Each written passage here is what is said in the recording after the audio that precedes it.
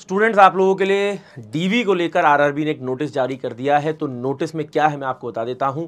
RRB ने अपने notice में जारी करके कहा है कि जिन बच्चों का रिजल्ट अभी हमने निकाला था उनको डीवी की क्या डेट है वो इसमें दे दी गई है। ठीक है ना, किस टाइम आपको रिपोर्ट करना है, कहां आपको रिपोर्ट करना है, सारी चीज़ दी गई है। देखिए, सबसे पहले अभी तो ये जारी हुआ है रेलवे रिक्रूटमेंट बोर्ड रांची की तरफ से, जिसमें कि ये कहा गया है कि भाई जो भी कैंडिडेट्स को हमने बुलाया है डीवी के लिए, ठीक है ना, उनको एसएमएस अलर्ट्स भी भेजे जा रहे हैं, उनके ईमेल आईडी पर भी एक ई कॉल लेटर आएगा।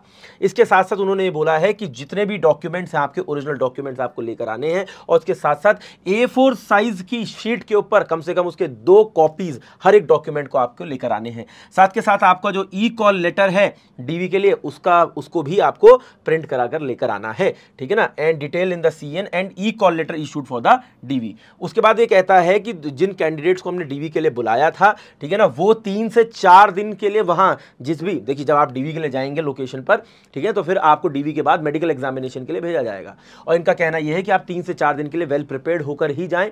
ठीक है ना, मेडिकल एग्जामिनेशन की 24 रुपए फीस आपसे ली जाएगी। ठीक है ना, और वो कह रहे हैं कि जैसे इससे 24 रुपए से ज़्यादा तो कुछ नहीं लगेंगे, लेकिन अगर कोई एक्स्ट्रा ऑर्डिनरी कंडीशन आ गई जिसकी वजह से कोई एक्स्ट्रा ऑर्डिनरी कोई टेस्ट करना पड़ा, तो उस केस में हो सकता है, लेकिन ऐसी कोई ज़रूरत पड़ेगी नहीं। ठीक है, उसके बाद ये कहते हैं कि जो आपका जो मेडिकल एग्जामिनेशन होगा वो रेलवे हॉस्पिटल में ही होगा। उसके बाद ये भी कहते हैं कि कम से कम 6 फोटोग्राफ आपको लेकर जानी है, कलर्ड फोटोग्राफ, जो 1 महीने से भी ज़्यादा पुरानी नहीं होनी चाहिए। ठीक है ना, candidate will also bring candidate's foil of e call letter of CBT1 and CBT2। जो CBT1 और CBT2 का ई कॉल लेटर था, यानी कि एडमिट कार्ड था, उसको भी आपको लेकर आना है। ठीक है ना, इसके साथ साथ ये कह रहे हैं कि अगर आपके नाम में, आपके फादर के नाम में कोई भी मिस्टेक है, ठीक है ना, एप्लीकेशन फॉर्म के अंदर, तो आपको लग रहा है कि यार मेरा डीवी इस चक्कर में मेरा खराब ना हो जाए, ठीक है, कोई मेरी स्पेलिंग मिस्टेक है, भाई मैंने यहाँ पर जैसे मेरे नाम में ही होता है नंबर, जनरली अग्रवाल की AGAR लिखी रहती है, कहीं पे AGRA लिख देते हैं। ठीक है, तो ऐसा अगर कोई दिक्कत है, स्पेलिंग वगैरह की कोई दिक्कत हुई है, तो एक क्या करेंगे, नोटरी करवा लेंगे या मजिस्ट्रेट से एक एफिडेविट बनवा लेंगे। ठीक है ना, और उस एफिडेविट को भी साथ में लेकर जाएंगे, उसकी भी 2 कॉपी साथ में लेके जाइएगा।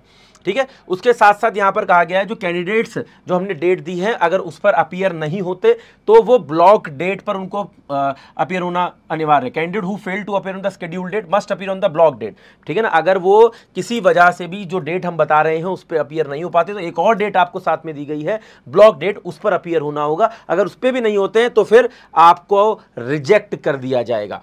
ठीक है ना, कोई एडिशनल टाइम नहीं दिया जाएगा। अगर आप जब डॉक्यूमेंट वेरिफिकेशन के लिए जाएंगे और आप कोई डॉक्यूमेंट नहीं दे पाते हैं, कोई सर्टिफिकेट नहीं दे पाते हैं जो ज़रूरत है, और जो कि आपने मेंशन किया था कि जैसे मान लेते हैं आप SC कैटेगरी में आते हैं, ST कैटेगरी में आते हैं, और उसका आपने फॉर्म भरते समय तो बताया था, लेकिन उसका सर्टिफिकेट नहीं दे पाते, तो उसके लिए कोई एक्स्ट्रा टाइम नहीं देगा आरआरबी, ऐसा इनका कहना है।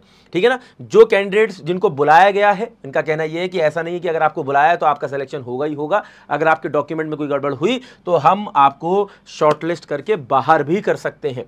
ठीक है, इसके अलावा ये भी ये कहते हैं कि कोई मिसगाइड मत होइएगा, किसी तरह का कोई क्या कहते हैं फॉल्स प्रॉमिस अगर कोई करता है आप किसे, ठीक है ना, तो उसको मत मानिएगा। जितनी भी इंफॉर्मेशन है वो ऑफिशियल आप क्या कह सकते हैं हमारी वेबसाइट से ही लीजिएगा। इसके साथ साथ ये कहते हैं इंपॉर्टेंट इंस्ट्रक्शन, एक बहुत जो इंपॉर्टेंट ध्यान देना है, candidates are advised to upload clear images of all documents, colour scanned copies of their passport size photograph, signature in RRB document verification portal.